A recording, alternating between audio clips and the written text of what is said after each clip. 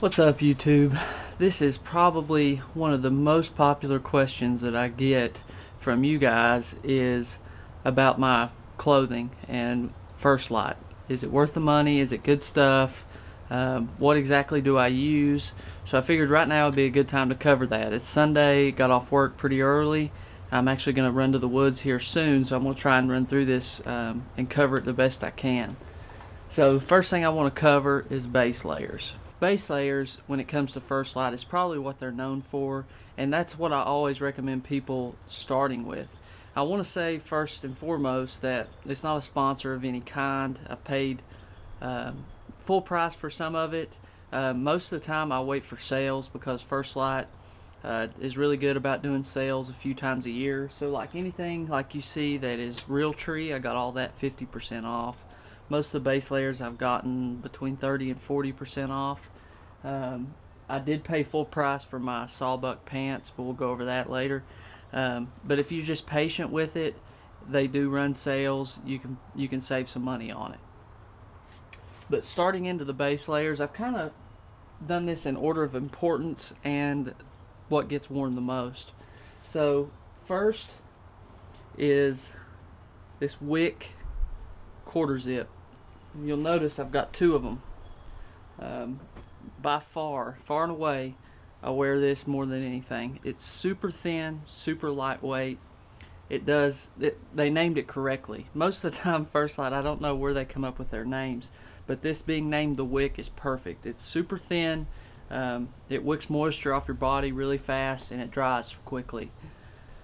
The reason I got two, and this is why I recommend merino wool for your next to skin, is it doesn't retain an odor.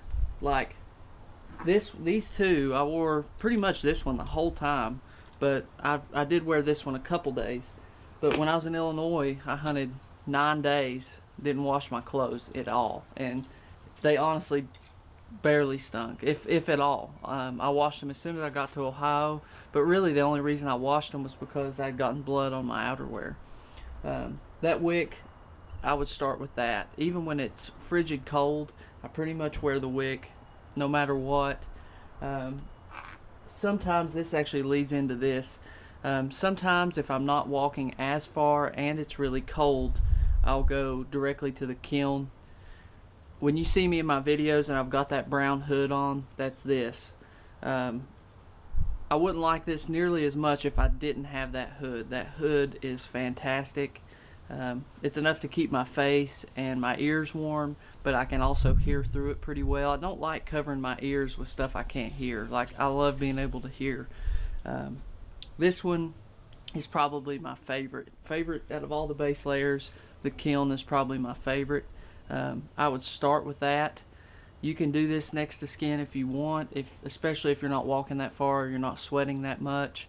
If you are, I would recommend going Wick underneath the Kiln. It's just going to do a little bit better job of wicking and dry a little bit quicker. Good time to mention, you see a lot of people recommend synthetic base layers for your next to skin because they wick faster and they dry faster. Totally true. Not saying it takes forever for this to dry, but it's totally true. Synthetics will wick moisture quicker and they will dry quicker. The problem is unless you have access to be able to wash your clothes all the time, merino's a better option. If you're ever going on a hunting trip where it might be 3 or 4 days before you could wash, or even longer, a week or more, merino by far out is better than synthetic for me. When I'm hunting around home, I can wash my clothes pretty often. Not saying I like doing that, but for the most part, merino fits my bill a lot better, and I think for most people it would too. That's why I don't like synthetic for next to skin. For me, I would be okay with synthetic as your after your next to skin, maybe your insulating layers and stuff. Synthetic will work really well for that. But we got the Wick, the Kiln. Kiln's probably my favorite. If you're just starting out with First Lite, I would say buy Wick, buy Kiln. That's a good starting point. As far as bottoms, these are the Fuse bottoms. these pretty much get worn every time I go to the woods. Like today, it's 75 degrees on December the 29th, and I'll have these on. Even early bow season, I'll have these on. And the reason for that is, once again, moisture management. Even if it's hot and I'm sweating, this does a really good job of getting that off of my skin. I think this is a 200 weight. They've got lighter, but this was a good compromise between warmth and wicking for me. So that's why I went this. Another reason I went with that is it was kind of a replacement. These are old. These are the old Alleghany bottoms. I bought these in 2015 and they are still perfectly fine. I did sew a hole up in the crotch just from rubbing and using them a lot. They did start getting a hole, but where they're always underneath something, they don't take a lot of wear and tear. They don't get beat up very much, so they will last. On these tops, this is actually a good transition into this, but the merino wool, if there's a negative to it, is it's not durable. So you don't want to be wearing this stuff on your way into the stand, if at all possible, because if it catches briars and stuff, you'll get snags and holes in it.